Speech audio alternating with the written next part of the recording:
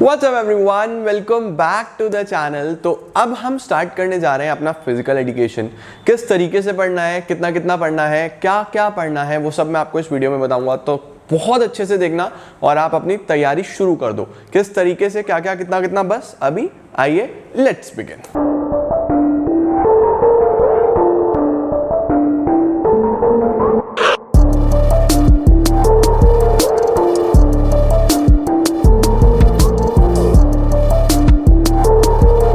चलिए जी, सबसे पहली बात हम किस तरीके से प्रिपेयर करने वाले हैं हमारा टर्म 2 एग्जाम। हमारे पास टोटल सिलेबस में आपके 5 चैप्टर्स आ रहे हैं। सबसे पहला unit 3 yoga and lifestyle, 4th physical education and sports for CWSN। ये क्या है ये सब मैं आपको बताता हूँ। फिजियोलॉजी एंड इंजरीज, उसके बाद साइकोलॉजी एंड स्पोर्ट्स, उसके बाद ट्रेनिंग इन स्पोर्ट्स। तो टोटल 5 यूनिट्स हैं जो आपको तैयार करनी है। इसमें से एक मैं आपको आज करा रहा हूं, ये 1 शॉट, 2 कल कराऊंगा, 2 परसों कराऊंगा और आपका सिलेबस खत्म हो जाएगा। आपको ये मेक श्योर करना है कि आप साथ साथ ही तैयार करते चले। तो चलिए स्टार्ट करते हैं हम अपने फर्स्ट यूनिट के साथ जो हम आज पढ़ने वाले हैं, जो कि है ट्रेनिंग इन स्पोर्ट्स। स्पोर्ट्स आप सब जानते हैं, जितने भी खेल हैं। ट्रेनिंग के साथ शुरू करते हैं कि what do you actually mean by training. Training क्या होता है? नोट साथ साथ बना के चलना और एक चैप्टर आज, 2 कल, 2 परसों प्रिपेयर करने, आपका टर्म 2 का एग्जाम अच्छे से हो जाएगा। ट्रेनिंग क्या है? The process of preparation. Training शब्द प्रिपरेशन से आता है। फॉर एनी टास्क, किसी भी टास्क के लिए प्रिपेयर करना, इसी को हम लोग क्या बोलते हैं? ट्रेनिंग बोलते हैं। अब इस पर्टिकुलर यूनिट में आपको 5 टॉपिक्स हैं जो बहुत अच्छे से पढ़ने हैं। सबसे पहला टॉपिक जो आता है वो आता है स्ट्रेंथ। देखो, स्पोर्ट्स में स्ट्रेंथ का बहुत इंपॉर्टेंस होता है। What is strength? Strength is the capacity of whole body, या तो पूरी बॉडी की बात करूंगा, और एनी ऑफ इट्स पार्ट्स, या किसी पार्ट्स की बात करूंगा। हो सकता है हम आर्म्स की बात कर रहे हैं, हो सकता है हम लेग्स की बात कर रहे हैं, तो किसी पार्ट की या पूरी बॉडी की capacity to exert force. Force लगाने की कितनी कैपेसिटी है किसी पार्ट की या पूरी बॉडी की, उसी को हम स्ट्रेंथ बोलते हैं। और the amount of force a muscle और अ मसल ग्रुप एक्सर्ट, कितना फोर्स एक मसल या एक मसल ग्रुप लगाता है, उसको हम स्ट्रेंथ बोलते हैं। कितने तरीके की स्ट्रेंथ होती है याद रखना, ये इंपॉर्टेंट टॉपिक है। स्ट्रेंथ कितने तरीके की होती है? आइसोटॉमिक और आइसोमेट्रिक। आइसोटॉमिक, आइसोमेट्रिक। आइसोटॉमिक किसको बोलते हैं? डायनामिक को, जिसमें मूवमेंट्स हमें देखने को मिलते हैं। और आइसोमेट्रिक बोलते हैं स्टैटिक को। स्टैटिक शब्द का मतलब स्टिल होता है। आपने बिजनेस स्टडीज में पढ़ा होगा, जो कॉमर्स वाले देख रहे होंगे, साइंस वाले बच्चे हमारे जितने देख रहे होंगे, उन्होंने भी ये शब्द कहीं ना कहीं पढ़ा होगा। मैं कॉमर्स बैकग्राउंड से हूँ तो मुझे नहीं पता कि आपने 11th-12th में कहीं ये शब्द पढ़े हैं या नहीं पढ़े हैं। बट डायनामिक मीन्स जो चेंज होता रहता है, जो हमें देखने को मिलती है मूवमेंट्स, और स्टैटिक का मतलब जो फिक्स्ड रहता है। ठीक है, सबसे पहले हम डायनामिक आइसोटोनिक पढ़ते हैं। तो what is basically dynamic?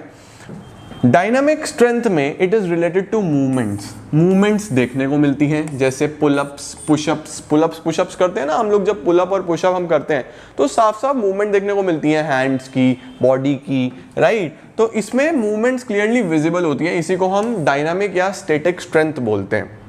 Static क्या होता है? The ability to apply a force where the length of muscles does not change। आप फोर्स लगा रहे हो लेकिन लेंथ ऑफ मसल चेंज नहीं हो रहा, कोई विजिबल मूवमेंट नहीं दिख रहा, बट स्ट्रेंथ लग रही है। लाइक फॉर एग्जांपल, मैं इस बोर्ड पे ऐसे सपोज ऐसे करके इसे पुश कर रहा हूँ, तो मेरा मसल में मूवमेंट नहीं दिखेगा, बट स्ट्रेंथ तो लग रही है ना, मैं थकूंगा भी कुछ टाइम के बाद। इसका एग्जाम्पल प्लैंक होता है। प्लैंक क्या होता है सर? देखो, प्लैंक तुम लोग को दिखाता हूँ मैं, लाइक दिस।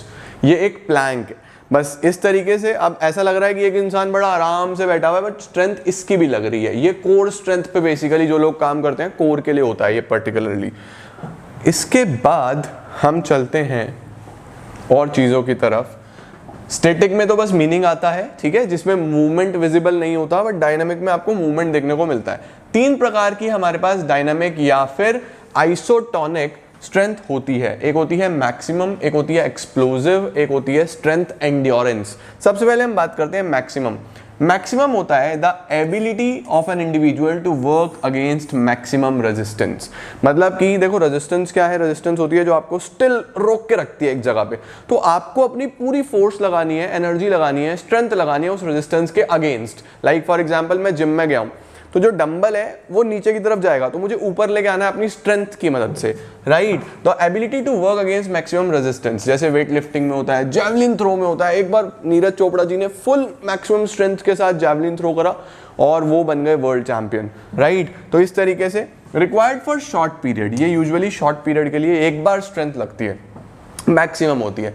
उसके बाद एक्सप्लोसिव स्ट्रेंथ क्या होती है? एक्सप्लोसिव होता है टू ओवरकम रेजिस्टेंस, हमें रेजिस्टेंस तो हटाना ही है, तीनों में ही हटाना है, विद हाई स्पीड। यहाँ पे जो फोकस है ना वो स्पीड का रहने वाला है, मतलब आपको फटाफट से पूरी तेजी से फोर्स लगानी है, रेजिस्टेंस को ओवरकम करना है और पूरी तेजी से करना है, ठीक है। ये यूजुअली शॉर्ट पुट में, लॉन्ग जंप में, हाई जंप में, इसमें स्पीड का खेल होता है। फटाफट हाई जंप लगाओ, लॉन्ग जंप पूरी तेज भाग के आता है और एक ही बार में स्ट्रेंथ लगाते हैं ना, एक्सप्लोसिव। इसको हम एक्सप्लोसिव पावर भी बोलते हैं।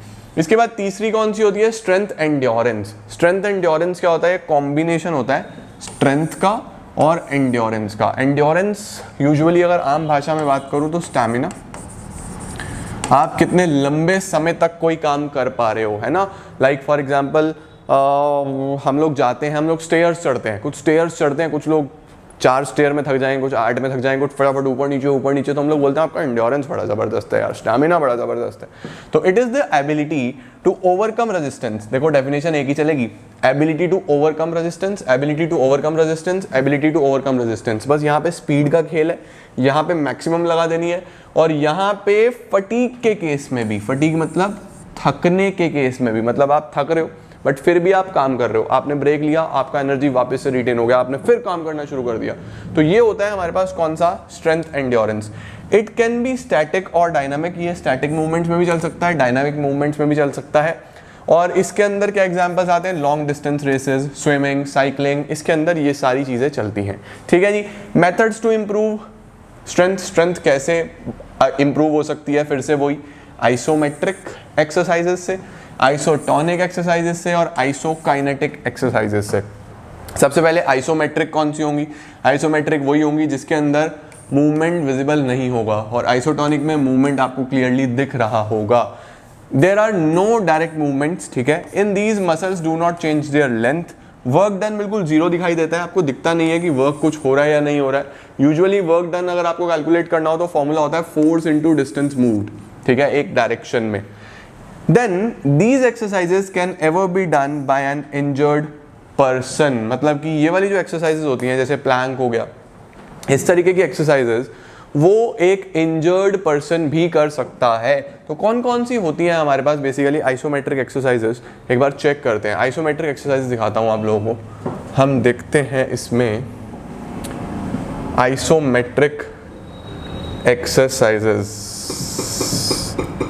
आइसोमेट्रिक एक्सरसाइजेस की अगर हम बात करें तो देखो इस तरीके से हमारी आइसोमेट्रिक एक्सरसाइजेस आ रही हैं। देखो यूजुअली हमें प्लैंक देखने को मिल रहा है, बट इसमें हमारे पास और भी एक्सरसाइजेस आती हैं। ये स्क्वाट्स हो गया हमारे पास, ठीक है, एक पूरी लिस्ट दी गई है।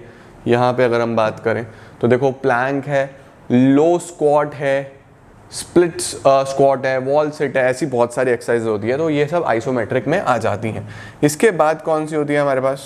अगर हम और आगे चलें, आइसोमेट्रिक हो गई। आइसोटोनिक कौन सी होती हैं? जो मसल्स को टोन अप करती है ना, वेट लिफ्टिंग में सारी मसल्स के लिए होती है ना, वो होती हैं isotonic exercises. Best for strength development, these are best for strength development. इसमें रनिंग, जंपिंग, वेट ट्रेनिंग, ये सब आपकी ओवरऑल मसल्स को टोन करती हैं, राइट।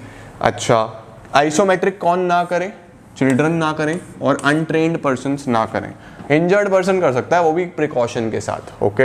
अच्छा, आइसोमेट्रिक आइसोटोनिक तो आप समझ गए ना, एक में मूवमेंट देखने को मिलेगा, एक में नहीं मिलेगा।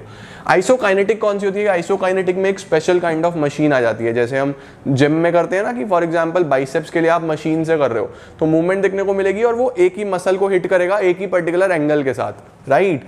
तो these are performed on specially designed machines, maximum force is applied on muscles only at a particular angle. ये आता है आइसोकाइनेटिक। तो ये सब आपको पढ़ना था स्ट्रेंथ के अंदर। स्ट्रेंथ होता क्या है, कितने प्रकार का स्ट्रेंथ होता है, आइसोटोनिक, आइसोमेट्रिक, ये सब पढ़ लिया आपने। इसमें मैक्सिमम, एक्सप्लोसिव और एंड्योरेंस। उसके बाद किस तरीके से आप इंप्रूव कर सकते हो, ठीक है, ये स्ट्रेंथ में आता है। पहला टॉपिक खत्म, तैयार करके चलना। अब चलता हूँ दूसरे टॉपिक पे।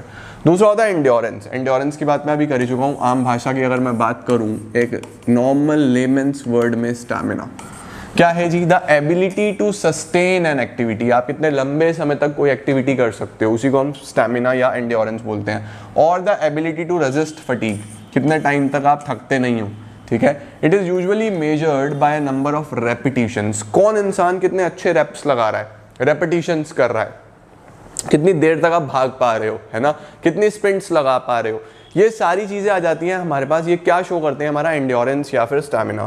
कितने प्रकार का एंड्योरेंस होता है? अब इसको दो पार्ट्स में कैटेगराइज करा गया है, या तो एक्टिविटी के बेसिस पे या समय के बेसिस पे। सबसे पहले तो एक्टिविटी के बेसिस पे देख लो कि आप कर क्या रहे हो। अब इसमें एक तो होता है बेसिक एंड्योरेंस। बेसिक को आप एरोबिक एंड्योरेंस भी बोलते हो। बेसिक में हम लोग क्या देखते हैं? हम लोग बेसिक में देखते हैं कि किसी भी इंडिविजुअल की ability, the ability to perform movements in which many muscles are involve, कई सारी मसल्स इन्वॉल्व हैं, और activities performed at a slow pace, धीरे धीरे करी जा रही है, बट फॉर लॉन्गर ड्यूरेशन। जैसे जॉगिंग कर रहे हो आप, स्लो रनिंग कर रहे हो फॉर 30 मिनट्स। याद रखना, यूजुअली इसमें बेसिक में ना हम 30 मिनट्स मिनिमम 30 या 30 से ज़्यादा का हम लोग बेसिक एंड्योरेंस चेक करते हैं। जॉगिंग कर रहा है कोई, रनिंग कर रहा है, साइकिलिंग कर रहा है 30 मिनट्स तक का, तो उसको हम लोग क्या बोलते हैं? Basic endurance. जनरल एंड्योरेंस कौन सा होता है? जनरल होता है जो हमें जनरली देखने को मिलता है कि एक इंसान कितनी देर तक अपने आप को रेजिस्ट कर सकता है फटीक से, थकने से। 2 मिनट, 4 मिनट, 5 मिनट, 10 मिनट, सबका अलग अलग होता है, अलग अलग एक्टिविटीज के हिसाब से, अलग अलग एज के हिसाब से। तो ability to resist fatigue cause by different types of activities. Duration is much shorter than basic endurance. इससे तो काफी कम रहता है, क्योंकि यहाँ पे हम 30 मिनट्स लेके चल रहे हैं मिनिमम, ठीक है। तो जो सभी में देखने को मिलता है वो यूजुअली होता है हमारे पास जनरल।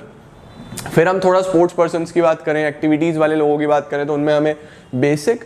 और अगर कोई अपने आप को ट्रेन कर रहा है for a special activity, like for example आप फुटबॉल खेलते हो, तो आपका जबरदस्त एंड्योरेंस होगा, क्योंकि आप वो पर्टिकुलर समय तक भागते हो, गेम खेलते हो। आप कोई हॉकी खेलते हो, शाहरुख खान याद है 70 मिनट, ये 70 मिनट तुम्हारी जिंदगी के बहुत कीमती 70 मिनट है। मुझे डायलॉग याद नहीं आ रहा, बट 70 मिनट्स तक का वो स्पोर्ट है ना, तो उस पर्टिकुलर चीज में चलता है specific endurance. The ability to resist fatigue caused by a particular sports activity. Different for different sports अलग अलग हो सकता है, ठीक है जी। ये तो हो गया हमारे पास कौन सा, एक्टिविटी के बेस पे। अब ड्यूरेशन की बात करें, समय की बात करें, तो इसमें बस टाइम पीरियड याद रखना। स्पीड होता है, फिर शॉर्ट टर्म होता है, फिर मिडिल टर्म होता है, फिर लॉन्ग टर्म होता है। स्पीड में बस 45 सेकंड तक का एंड्योरेंस चाहिए, जैसे 400 मीटर स्प्रिंट में करना हो। उसके बाद अगर मैं आगे बढ़ जाऊं 45 सेकंड से 2 मिनट तक का, तो उसको हम शॉर्ट टर्म बोलते हैं, 800 मीटर रेस में बोल सकते हो। 2 मिनट से 11 मीटर तक का, उसको हम मीडियम टर्म या मिडिल टर्म बोलते हैं। उसके बाद लॉन्ग टर्म कौन सा होता है? मोर देन 11 मिनट, ये 5000 से 10,000 मीटर मैराथन में चलता है, ठीक है। तो एंड्योरेंस अगर टाइम बेसिस पे देखें तो ये होता है, अगर एक्टिविटी बेसिस पे देखें तो मैं इधर आपको बता चुका हूँ, ठीक है। Basic, general, specific. अब आता है methods to develop endurance. Endurance कैसे बढ़ेगा यार? ऑब्वियस सी बात है, स्टेमिना ट्रेनिंग से बढ़ेगा, प्रैक्टिस करने से बढ़ेगा। क्या प्रैक्टिस करनी है, क्या क्या टेक्निक्स हैं? एक होती है कॉन्टिन्यूस ट्रेनिंग, एक होती है इंटरवल ट्रेनिंग, एक होता है फार्टलेक ट्रेनिंग, ठीक है। यहां से क्वेश्चन बनता है, ठीक है, इसे अच्छे से करना। देखो नाम में लिखा हुआ है कॉन्टिन्यूस, मतलब आप कॉन्टिन्यूसली रनिंग कर रहे हो, ट्रेनिंग कर रहे हो एक स्पेसिफिक टाइम के लिए, इंटेंसिटी होती है इसके अंदर। इंटरवल, कुछ टाइम के लिए बढ़िया अच्छे से करा, फिर रेस्ट ले लिया, जब आप रिकवर हो गए फिर दोबारा शुरू कर दिया, फिर रेस्ट ले लिया, फिर रिकवर हो गए, फिर दोबारा शुरू कर दिया। उसके बाद फार्टलेक, इसमें कुछ अलग सिस्टम है, दोनों का कॉम्बिनेशन है, आगे बताता हूँ। Continuous training method, exercise is perform for longer duration without any break, बिना किसी ब्रेक के। इंटेंसिटी लो रहती है। इट क्रॉस, इसके अंदर क्रॉस कंट्री रेस इसका एग्जाम्पल है,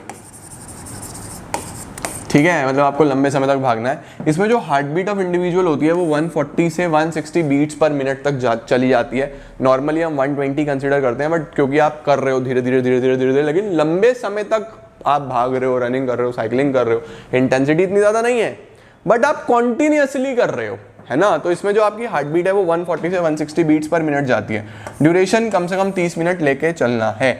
एडवांटेजेस क्या होते हैं इसमें? आपका ग्लाइकोजन मसल्स में बढ़िया हो जाता है, efficiency of hearts and lungs अच्छा हो जाता है, आपका विल पावर अच्छा करता है, और इंडिविजुअल को सेल्फ डिसिप्लिन, सेल्फ कॉन्फिडेंट बनाता है। सभी sport self discipline, self confident तो बनाते हैं, तो आप सब में एडवांटेजेस में लिख सकते हो, ठीक है। अब आते हैं हम इंटरवल वाले में। इंटरवल में क्या होता है, the training of heart through endurance training. Endurance training करा रहे हो आप, हार्ट की ट्रेनिंग कर रहे हो, क्योंकि जब आप एक्सरसाइज करते हो ना तो ब्लड फ्लो बहुत अच्छा होता है, हार्ट के थ्रू ट्रेन होता है हमारा हार्ट। इसमें क्या लिखा है, किसने इंट्रोड्यूस किया था, बेकेला। बेकेला इंट्रोड्यूस दिस ट्रेनिंग इन 1920 और इसको टेरेस ट्रेनिंग भी बोला जाता है। इसका एग्जांपल क्या है, देखो इस तरीके से लिखा ना, बढ़िया नंबर मिलेंगे। 400 मीटर रेस करो 80% स्पीड के साथ, फिर थोड़ा स्लो डाउन हो जाओ, वॉकिंग करो, जॉगिंग करो, जब तक आपका पल्स रेट नीचे नहीं आ जाता 120 से 140 बीट्स, ठीक है। उसके बाद 400 मीटर रेस फिर करो 80% स्पीड के साथ, फिर वॉकिंग जॉगिंग पे आ जाओ। इस तरीके से आपकी कौन सी होती है, इंटरवल वाला एंड्योरेंस। उसके बाद आता है हमारे पास इसके एडवांटेजेस, पेशेंस बढ़ता है, पेशेंट मत लिखाना पेशेंस बढ़ता है क्योंकि इसमें धीरे धीरे आपको रेस्ट भी लेना है, तो इससे पेशेंस इंक्रीज होता है। Better results in short time, अच्छे समय में अच्छे रिजल्ट्स मिलते हैं और प्रोग्रेस आप आसानी से मेजर कर सकते हो। इसके क्या डिसएडवांटेज होते हैं, कई बार चांसेस ऑफ इंजरी होता है, वैसे तो हर स्पोर्ट में चांस ऑफ इंजरी होता है बट इसमें भी काफ़ी रहता है। And regular training can lead to heart disease, अगर आप रेगुलर करते रहोगे तो हार्ट डिजीजेस हो सकती है। तीसरा क्या होता है जी, हमारे पास फार्टलेग। फार्टलेग यहाँ पे यूजुअली काम है स्पीड प्ले का, ठीक है। फार्टलेग मींस स्पीड प्ले, यहाँ पे स्पीड के साथ खेला जाएगा, यानी कि this method blends continuous training with interval training. ये बोलता है कॉन्टिन्यूसली करते रहो लेकिन इंटरवल का भी बीच में कुछ मेरिट्स ले लो, जैसे पहले तेजी से भागो फिर थोड़ा धीरे हो जाओ, फिर तेजी से भागो फिर थोड़ा धीरे हो जाओ, फिर तेजी से भागो, तो इस तरीके से। इसका क्या एग्जाम्पल है, पहले वार्म अप शुरू करा आपने, जॉगिंग करी 5 से 10 मिनट, फिर हार्ड स्पीड कर दी 1.5 से 2.5 किलोमीटर तक, फिर थोड़ा वॉकिंग कर दी 5 मिनट के लिए ताकि आप रिकवर कर पाओ, फिर स्पीड वर्क शुरू कर दिया, 50 से 60 मीटर की स्प्रिंट लगा ली, फिर इजी रनिंग कर ली, फिर फुल स्पीड कर दी 175-200 मीटर अपहिल, फिर पास्ट फेस कर दी। तो इस तरीके से सारा का सारा काम हो सकता है, ये दोनों का कॉम्बिनेशन है फार्टलेग, ठीक है। इसके बाद इसके क्या एडवांटेजेस हैं, makes an athlete better sprinter, it keeps heart rate up and flexible होता है नेचर में, अपने हिसाब से आप ऊपर नीचे कर सकते हो, ठीक है। तो ये हमारे पास 3 प्रकार के थे मेथड्स टू डेवलप एंड्योरेंस। उम्मीद है आपने नोट साथ साथ बनाए होंगे और आप साथ साथ इन्हें लर्न कर लोगे आज ही। आज ये चैप्टर तैयार कर लेना, 2 कल करा दूंगा, 2 परसों तुम्हारा टॉपिक तैयार। अगले पे चलते हैं। स्पीड हो गया, हमारे पास स्ट्रेंथ हो गया, एंड्योरेंस हो गया, आप स्पीड पे आ जाओ। स्पीड क्या होता है, आप कितनी तेजी से एक जगह से दूसरी जगह पहुंच रहे हो, ठीक है। क्या मतलब हुआ sir, the ability to move from one place to another in shortest possible time. Speed में समय की वैल्यू होती है, टाइम की वैल्यू होती है, इस बात को याद रखना। स्पीड में मोस्ट इंपॉर्टेंट इज टाइम, ठीक है। The velocity with which an individual can execute movements, कितनी तेजी से एक इंडिविजुअल मूवमेंट्स को एग्जीक्यूट कर पा रहा है, उसको हम क्या बोलते हैं, स्पीड। कितने प्रकार की स्पीड्स होती हैं, 1 2 3 4 5। सबसे पहले रिएक्शन एबिलिटी, इसमें हम सबसे पहले रिएक्शन एबिलिटी देखते हैं कि आप कितनी जल्दी रिएक्ट करते हो, है ना। एक बार मैं छोटा था तो मैं अपने फ्रेंड के साथ बाइक पे बैठ के जा रहा था, ठीक है जी।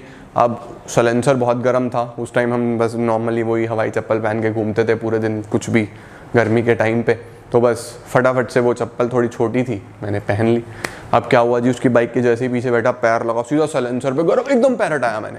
वहाँ कौन सा रिएक्शन चला, किसके अंदर आया, reaction ability types of speed में आया था, मैंने कितनी जल्दी रिएक्ट करा, है ना।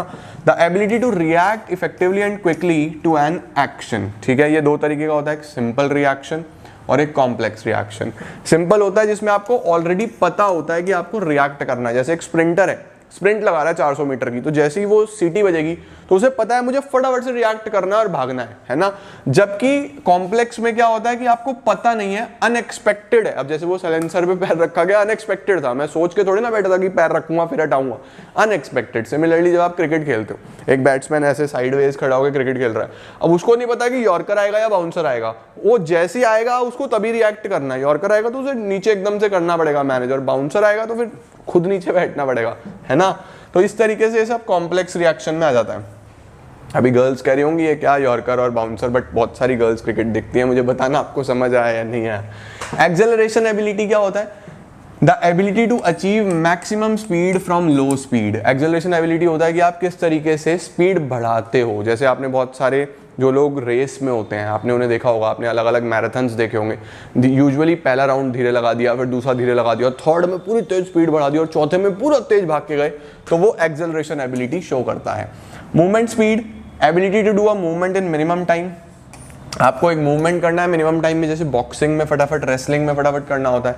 लोकोमोटर एबिलिटी क्या होता है, the ability to maintain maximum speed for maximum time और डिस्टेंस। मतलब यूजुअली आपको पूरी तेजी से, इसके अंदर सबसे ज़्यादा एंड्योरेंस की जरूरत पड़ती है, आपको मैक्सिमम स्पीड मेंटेन करनी है मैक्सिमम टाइम के लिए। यूजुअली 100 मीटर, 200 मीटर, 400 मीटर भी इसमें चल जाता है।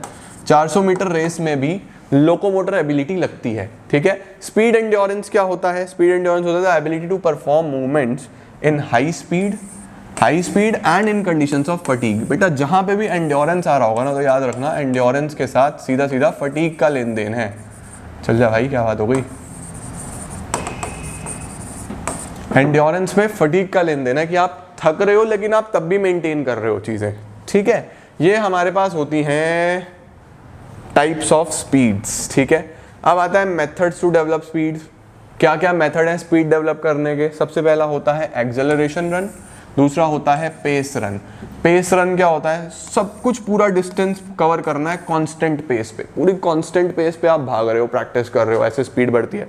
दूसरा एक्सेलरेशन होता है कि आप धीरे धीरे एक्सेलरेट करते हो, ठीक है। पहले आप जॉगिंग पे आए, जॉगिंग से आपने स्ट्राइडिंग कर दी, स्ट्राइडिंग से आपने स्प्रिंटिंग कर दी, तो ये धीरे धीरे जो आप स्पीड बढ़ाते हो, प्रैक्टिस करते हो, उसको एक्सेलरेशन रन बोलते हैं। और जो आप कंटिन्यूस एक ही स्पीड में भाग रहे हो उसको पेस रन बोलते हैं। स्पीड भी समझ में आ गया। अब आता है मेरे पास फ्लेक्सिबिलिटी।